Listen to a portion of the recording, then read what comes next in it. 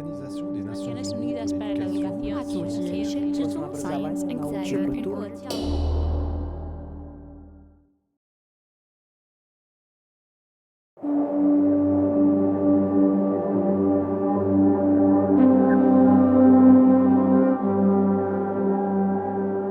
L'histoire de l'humanité est indissociablement liée à la nature. Elle est le fondement de notre vie et source d'inspiration et de connaissances depuis les premières civilisations.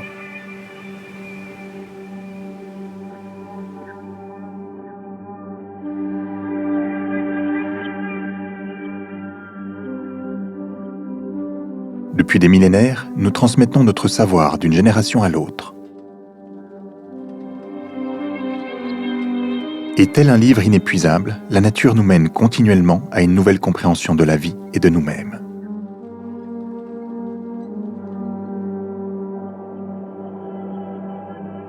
Comme la nature, les cultures sont en constante évolution. Elles naissent, rayonnent et disparaissent.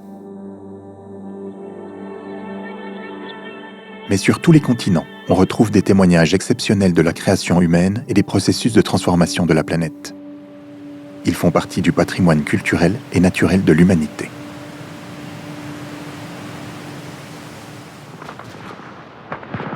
Malheureusement, les hommes ne cessent de s'anéantir, de détruire leurs œuvres et de dégrader leurs ressources.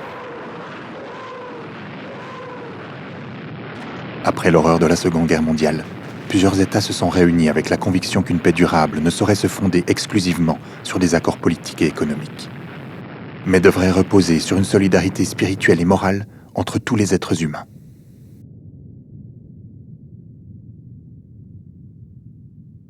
The great and terrible war which has now ended. En novembre 1945, 37 États ont donc signé un accord donnant naissance à l'Organisation des Nations Unies pour l'éducation, la science et la culture, en abrégé UNESCO. In consequence thereof, they do hereby create the United Nations Educational, Scientific and Cultural Organization. Организация Объединенных Наций по вопросам La образования ciencia y la и cultura науки se propone contribuir a la paz y a la seguridad, estrechando L'entreprise commune de sauvetage des temples d'Abou Simbel en Égypte, menacée par la construction du barrage d'Assouan, a été une étape importante vers la Convention du patrimoine mondial.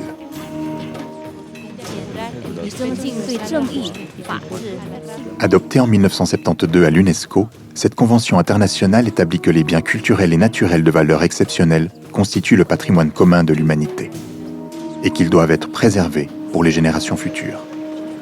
as a whole to participate in the protection of the cultural and natural heritage of outstanding universal value. L'idée centrale et révolutionnaire de cette convention est de placer ce patrimoine sous la protection de l'ensemble de l'humanité, par-delà les différences politiques, économiques ou religieuses.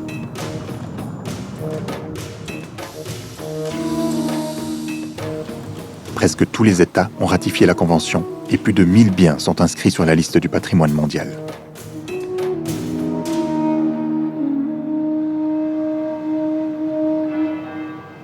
La Suisse compte actuellement 13 biens inscrits sur la liste du patrimoine mondial de l'UNESCO. Les uns sont les vestiges d'un héritage culturel plurimillénaire ou des modèles d'excellence en matière d'architecture, de génie civil et de développement urbain.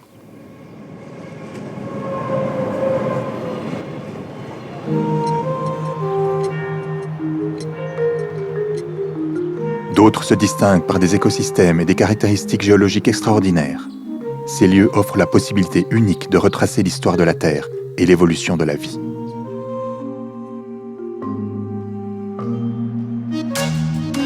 Ils nous donnent des clés pour comprendre notre passé et nous permettent d'acquérir de nouvelles connaissances sur les civilisations qui nous ont précédés.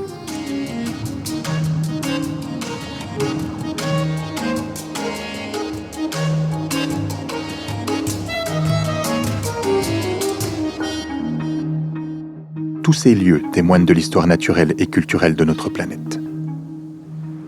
Ils sont les maillons d'une chaîne qui relie le passé à l'avenir. L'idée de sauvegarder et protéger le patrimoine mondial de l'humanité reste un défi qui demande un engagement commun et durable.